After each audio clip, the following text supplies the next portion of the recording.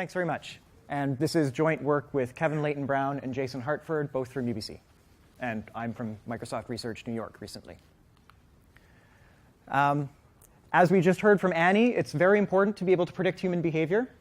This lets us do things that we really want to do. We want to be able to set up mechanisms or policies in such a way that we can optimize quantities we care about, revenue, welfare, what have you. But that only works when the predictions that we're making are accurate. Unfortunately, it's well known that game theory often doesn't predict human behavior very well. That's a problem, because most of the agents that we want to make mechanisms for are people. And so we need a model that's going to predict how human behavior, or how humans behave in these situations in particular, and not just rational agents generally. We already heard all about two-player simultaneous move games. That is also the world that I live in. So how might a person interact in one of these games? They get no feedback. They have no chance to learn. So all they can do is just think about what they think the other player is going to do. So let's think about a game of rock, paper, scissors for money. So in this game, the winner is paid by the loser 1 shekel, except, to make it more interesting, if the winner plays rock, they get 2 shekels. So this agent might think to herself, people like big numbers. 2 shekels is a big number, relatively. I think that the other player is going to play rock, so I'm going to play paper. I'm going to respond to that. So the way I'm going to think about this is I'm going to talk about the description of the game, again, as a normal form game. It's just a matrix of numbers. And I'm going to think about the vector of counts. Once again, this will all be sounding extremely familiar for some reason. So in this case, where it's just the one agent, she will have played paper. So 100% of the agents I'm looking at here played paper. But in fact, what we really care about, in my opinion, is we care about predicting the distribution of play. So we're looking at how the entire population is going to behave when presented with a game of this kind. So in that case, you would have a distribution that says something along the lines of, some people played rock, a few more played paper, and most people played scissors. But we don't just care about learning what's happening in one game. And again, this came up in the last talk, right? If we just wanted to learn how people are going to play in rock, paper, scissors, we would watch people play rock, paper, scissors. We would take notes. What we actually want is we want a model that can take a description of an arbitrary game and output a prediction of what's going to happen in that game. And so in order to learn this model, we need to have examples of play. So I'm grateful to Annie for describing my data set to you, because I cut it due to time. It's a little bit extra on what Annie had, because we don't restrict ourselves to 3x3 games. We left in the games that were all sorts of other crazy sizes. But the goal is basically the same. We've got a bunch of game descriptions. Paired with each game description, we've got counts of how many people did each action in the lab. We're going to use this as input to some learning procedure. And we're going to get a model that maps from a description of a game to, to a prediction of what the distribution is going to be. And I stress, this is a game that the model hasn't seen before. We're going to say that this model is doing a good job to the extent that the prediction that it makes matches the distribution that we see.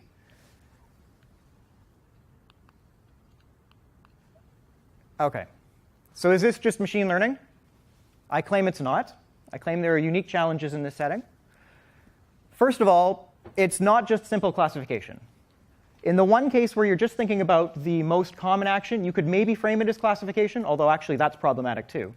But even so, that's not what we want. We don't want to map to a single label. We want to map to an entire distribution. Second of all, we're not just learning a distribution.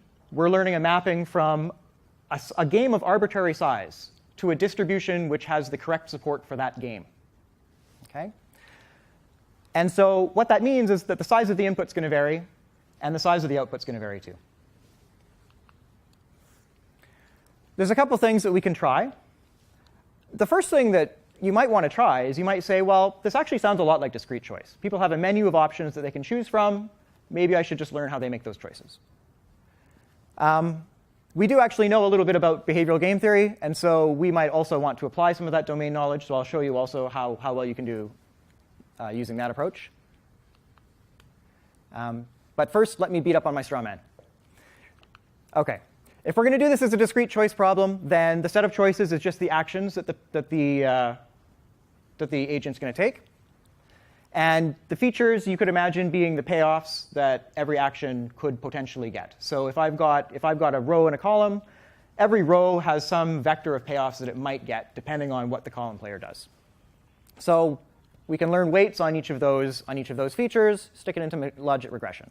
We could also do something a little bit fancier. We could do a mixed logit model with, in this case, I'm going to show you results for 10 latent classes. It's basically the same idea, except that you might imagine that there's different segments in the population that behave differently.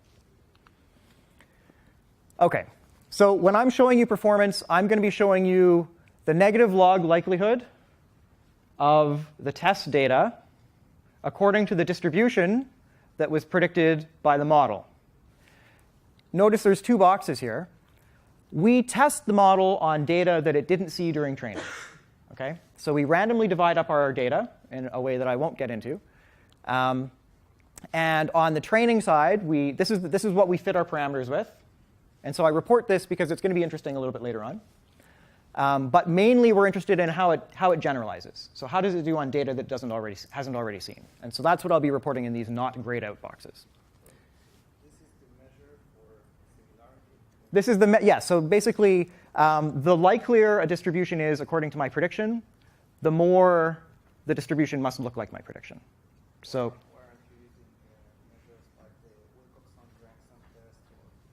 because we're not looking just for Wilcoxon rank sum test, I think, is going to tell you something along the well. OK, there's two reasons.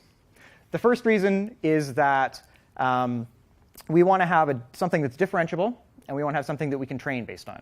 Okay, so it's very standard in machine learning that you're going to use the log likelihood as your target, because it's inevitably going to shrink as the negative log likelihood will shrink as you're getting closer. The second reason is we don't just want to report statistical significance. That would be my interpretation of a test like that, right? So I'm not just interested in binary significantly different, not significantly different. I firmly believe that my predicted distribution will often be significantly different, but even in that case, I care about how close it is. And how do you weigh in the fact that you were mentioning the mapping from the size of the input to the size? This is problematic. So basically, the way that we deal with that right now, okay, is this is getting part of what I was kind of sweeping under the rug a little bit with our test procedure. We ensure that we always test on something that's the same size for every model. And so by same size, I mean the games, it's going to have the same distribution of game sizes, and it's going to have the same amount of data in each game. Okay, so we're kind of reducing variance to that. So that everything will be on the same scale within a given box. Between boxes, they'll be on very different scales, which you can actually see on the axis here. Okay? Nevertheless, though, negative log likelihood is kind of hard to interpret, right? It looks like logistic regression got about 1,250. Is that good? OK, so I'll take a leaf out of Annie's book and show you a baseline. And this baseline is random guessing. Logistic regression does about as well as random guessing at fitting. It does worse than random guessing at predicting. So that is not what you want to do. Mixed logit actually buys you something. Once you account for some heterogeneity in the population, you can do better than random guessing. But happily for all of us who spent some time getting some domain knowledge, if you apply domain knowledge, you can do better than this still. Okay. So again, behavioral game theory is by now, I don't want to say aging, but it's an established field. People have been thinking about this for decades now. How are we going to model people's behavior in these situations? These are the models that I am most familiar with. There's cognitive hierarchy that we just saw. Quantal cognitive hierarchy is a variant of that I'm going to be talking about mostly as an exemplar of this class. And most of these models have two key ideas that kind of underlie their story about how people operate in these settings. They talk about quantal utility maximization, and/or they talk about iterative strategic reasoning. And so that's this either level K or cognitive hierarchy notion of stepped reasoning. So what do I mean by quantal response? Quantal response is contrasted with best response. So in our familiar best response, if I have 3 alternative actions and one of them has maximum utility, even if it's by a very tiny amount, then that's the action that people will play, 100% probability. Quantal response is a softmax version of this, where instead of picking just the maximum, instead people play stochastically, and they play high utility actions with high probability and low utility actions with lower probability. So in particular, if you have 2 actions that have basically the same expected utility, you should expect to see them played about as often as each other. And just the very quick iterative strategic reasoning refresher. So every agent has a number.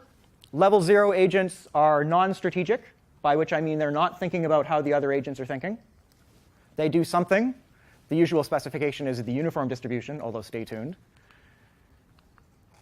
Level 1 responds to level 0. They think the whole world is level 0. Level 2 responds to either level 1 or both level 1 and level 0, depending on whether you're talking about level k or cognitive hierarchy, and so on, up to level k. So quantal cognitive hierarchy is a model that incorporates both of these notions. It's basically Kammerer's cognitive hierarchy, except that instead of best responding, every level quantally best responds to the levels below. Okay? If you have a uniform specification for the level zeros, quantal cognitive hierarchy does dramatically better at predicting unseen games. The way to eyeball this, of course, is just to see here's a gap between random and mixed logic. This gap is much larger. And it's a little bit deceptive because this is a log scale. So that's actually quite a dramatic difference. But when you start to think about a little bit, now, let me back up. Every one of these behavioral models has parameters. That's what it means to fit them to the data, is we're finding good values for these parameters. One particularly important set of parameters for quantal cognitive hierarchy is how many people in the population are playing each level. When you fit this model, you notice something really, really kind of surprising, which is the parameters that do really well suggest that a vast chunk of the population is level 0. And the reason that seems like a problem to me is doing behavioral research doesn't always give you the highest opinion of people's strategic reasoning. But I don't actually believe that people are uniformly randomizing. And I certainly don't believe that 40% of the population is uniformly randomizing in these games. So what's going on here? So I'm going to quickly tell you about some work that we did where we said, why don't we model level 0 behavior explicitly? Right? Instead of this kind of throwaway uniform specification, why don't we think about what would it mean for an agent to be non-strategic, but also not crazy? Because you can actually do something sensible without thinking about what the other player is going to do as an agent. Right? So the model we came up with was a straightforward linear specification that is based on 5 binary features. And some of these we saw in Annie's list as well. And her list is 70. Mine is 5. So the 5 that we picked, because these are the ones that don't need to think about the other agent as a strategic agent, is this is the max-min payoff. So what's the safest single action for me to play? Alternatively, the max-max payoff. This is the people like big numbers feature. Total efficiency. So there's going to be some outcome in the matrix that has a maximum sum of utilities. That outcome is led to by one of my actions. That action gets us a point here. And we've got 2 more. Yeah, fairness. So similarly, one of the outcomes is going to have the smallest difference between the 2 payoffs. My part of that outcome gets a true value for this feature. And finally, one of the actions is going to minimize my max regret, or in general, several actions. Annie? Can you go back for the previous slide? Yes. Oop. So one way to interpret this is that the level K model has the level 0 specification incorrect. And people really are just uniform, yeah? No, incorrect. Oh, sorry, OK. So in which case you can replace the level 0 specification, otherwise keep the model the same. Yeah. So another interpretation is that the level K model is just not that great. And it needs a bunch of uniform noise. Is all the epsilon. Yeah. So these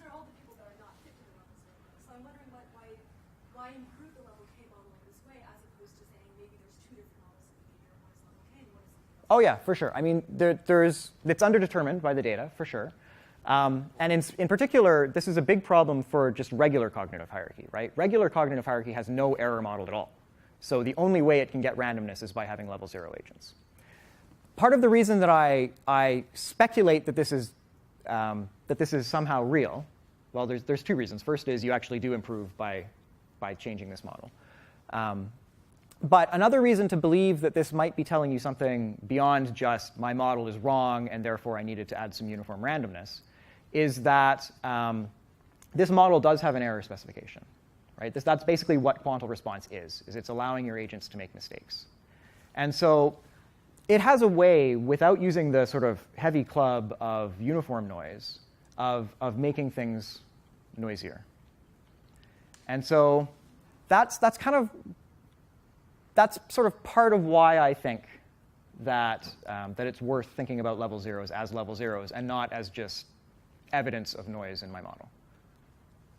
But I agree that it's not determined. We can't tell for sure. Sir, do you? Something basic I don't understand right now. How do you distinguish between everybody randomizing uniformly and red hair people playing strategy 1, blonde people playing strategy 2, and whatever playing strategy 3? Yeah, you don't, right? That's the problem. Okay, but except in the case that when do you get this uniform? I mean, your data yeah. is on each game a statistic Mm-hmm. on how often every role has been played. Yes. Yes. Right? Yeah.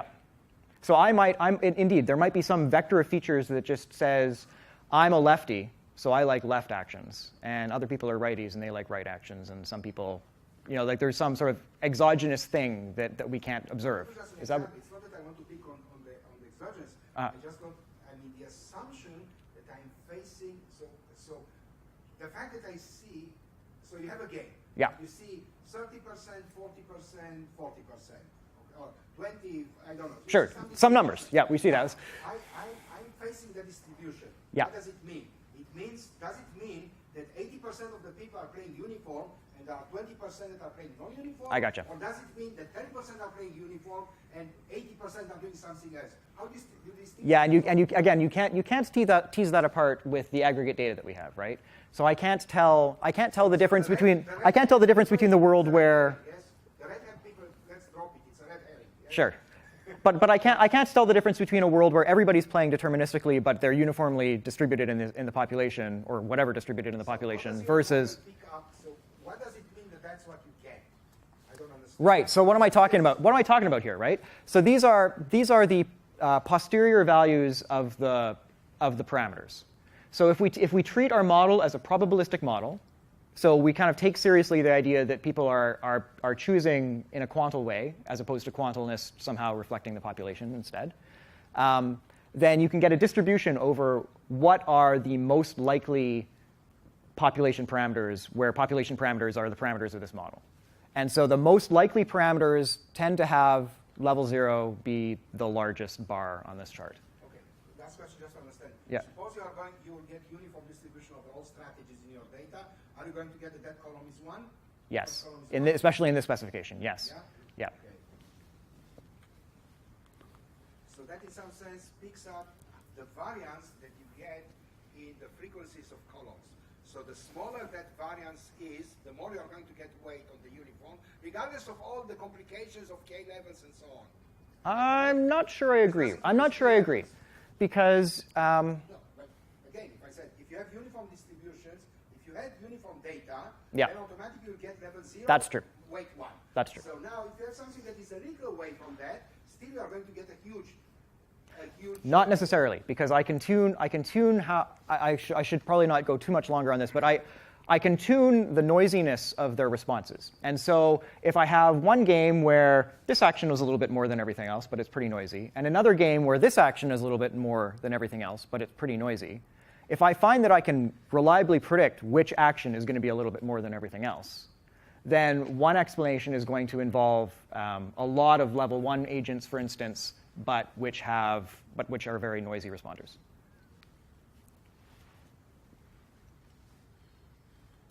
Okay. So I've gone through the features. So you can get a little bit of a boost. It's a bit disappointing after all these orders of magnitude, but it's a log scale, so this is still pretty good. Okay? So what am I talking about here when I say a bit of a boost? I'm taking out the level 0 model that assumes the level zeros are uniform. I'm adding in this model with more fitted parameters where we try to learn a more sophisticated guess about how level zeros will view a game. Okay. So improving our model with these features helps, but it's hard to know if we've got the right model. I mean, we did a linear functional form, and we did binary features, and we did 5 features that we just kind of cooked up based on what we think are important in games and what we think a non-strategic agent might be drawn to. But there's no real way for us to know. Or a question I'm frequently asked is, where did these features come from? How can I be sure you haven't missed something? You can't. I might have. And we're worried about that. And so I'm going to tell you now about the neural network part of the work, where we're going to try and automatically extract features. So rather than having to have experts sit down and think really hard about features, we're instead going to try and extract those features automatically from the data. This is one of the things that deep learning is kind of hyped for. And so this was our motivation for trying out this approach. Okay. So I'll quickly give you the neural net refresher. Here again is a normal form game. Our input is just going to be a set of 18 numbers, in this case, because it's 3 by 3. A neural network consists of a bunch of nodes. So the nodes are arranged in layers. At the bottom layer, there is an incoming edge from every number in the normal form game. We learn a weight on every single one of these edges. We also learn a bias on every single one of the nodes. And then what does the node do? It takes the weighted sum of its incoming numbers, subtracts off the bias, and then applies what we call an activation function to that. So the activation function that we use is rectified linear. That's just a thresholding function. It says, if you're greater than 0, then I don't change anything. If you're less than 0, I clamp you to 0. So it turns negative numbers into 0 after they've been weighted, averaged, and debiased. Then it's got an outgoing edge that sends that number on to the next layer. And so the next layer is, again, fully connected to the previous layer. You learn weights on every single one of those edges. You can iterate this as many times as you like. At the final layer, we've got one node for every action, again, with incoming edges from the previous layer, weights, biases, weighted sums, no activation. Now what we do is we take a softmax of those values to produce a distribution, and that's going to be our output. So softmax is just take the exponential of every number and then normalize it out to get a distribution. Okay. This approach has some problems. The first problem is mostly one of lack of data. If I take these two actions and I swap them, that's going to give me a game that is strategically equivalent. And so what I really want my model to do is I want it to give me the same prediction, except with that same permutation applied. Why would I want that? Do people actually... It's a good question, right? I mean, that's actually an empirical question. This is not my so. Pardon me? People get tired after reading 2 rows. They get tired after reading 1 row. It's actually a bit depressing. So yeah, later on, I'm gonna say maybe I don't want this after all. Nevertheless, though, it's a bit upsetting because, thank you, because we need to speed things up. And if the columns, exactly, if the columns are interchanged. OK, imagine that I'm flipping columns, because that's an invariance I want to. Also a strategically equivalent game. Okay? If we had enough data with this kind of swaps in it, we would be able to tell if these things actually matter. We would be able to tell that we should be learning about things in one part of the matrix and using it in the other part. So it's not even necessarily a claim that people actually behave exactly the same way. It's a claim that we want to be able to use data that happens in one part of the matrix to help us predict what's going to happen in another part of the matrix. And typically, we're just not going to have enough data that it's going to learn that there should be this. It's going to be able to transfer things that happen in one to things that happen in another. There's a more serious problem, though. I really want to be able to predict on games of arbitrary size, because the dream I have in my head is that we're going to use this to optimize our mechanisms. Mechanisms, one of the things you might want to tune is what the actions are that are available to people. You might not always want to have the same number of actions. But if I add one more action to this game, I can't even apply the model that I've learned to it, because I only have 18 numbers per node to input. So where do I put these extra 4? 6. So that's a big problem. If you just do the sort of straightforward neural network, you're stuck with exactly the dimensions that you started with. So we want to have invariance to permutations. We want to be able to output, and I guess the same sort of issue here is I only have 3 outputs, but now there's 4 actions. So what's that all about? I just can't even use this model. OK, so I want to have invariance to permutations.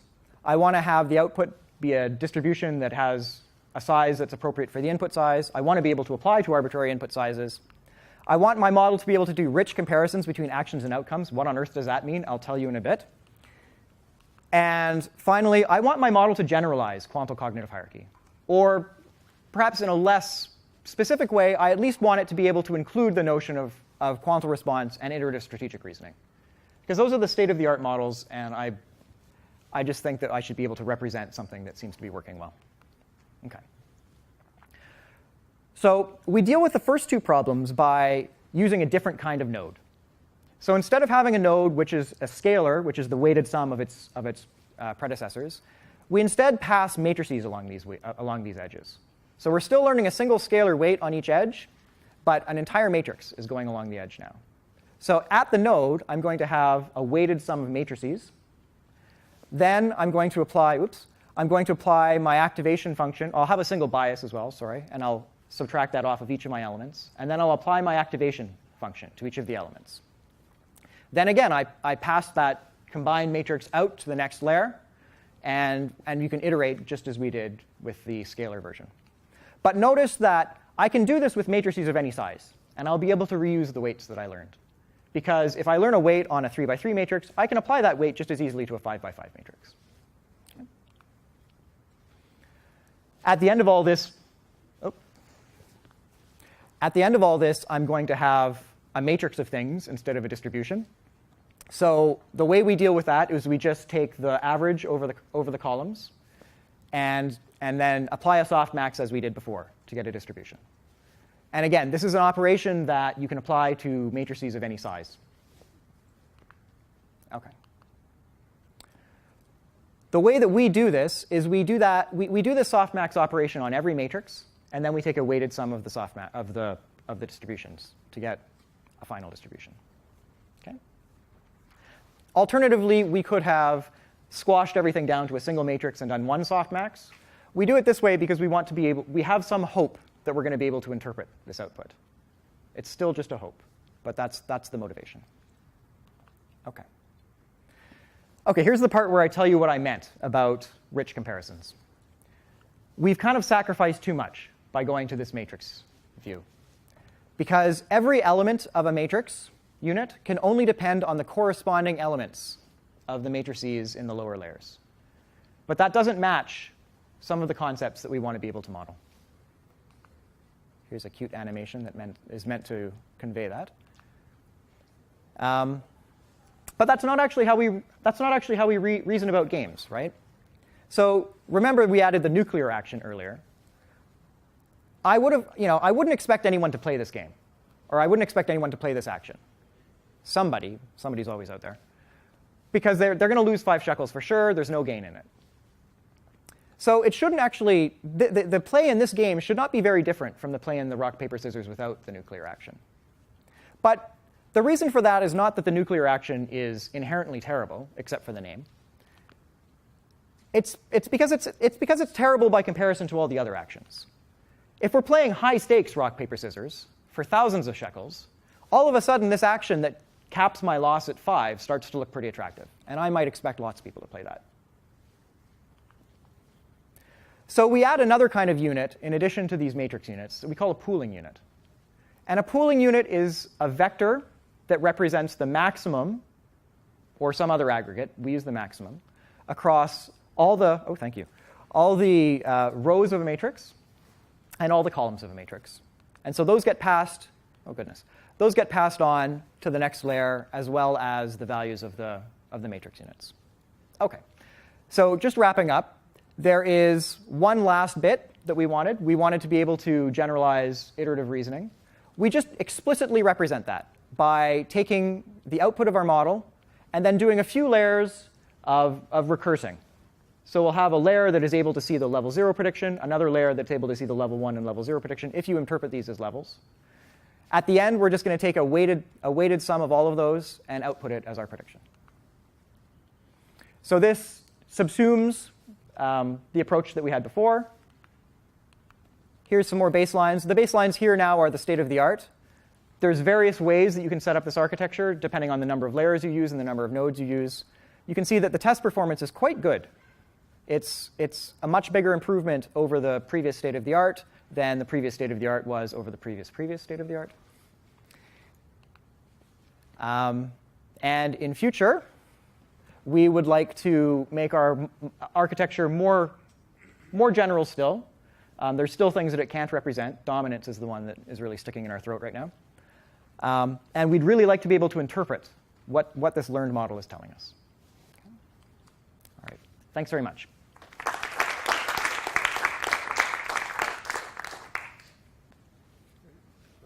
We have time for one question. Moshe? A technical one. So you use a convolutional neural net, in fact, with pulling. So this is we call them action pooling units, and it's a terrible name because they're not pooling units as you would see in a convolutional network. They're instead of averaging around. Yeah, exactly. So but it's taken only on the first level, right? You don't use pooling units after that. We do actually. So here's my big crazy thing. So basically, this is the input. These are the utility matrices, and then we've got a pooling units on every layer of the matrix units until we start taking softmaxes and start dealing in distribution space. At that point, we stop pooling because we're already in vector space. Any more questions?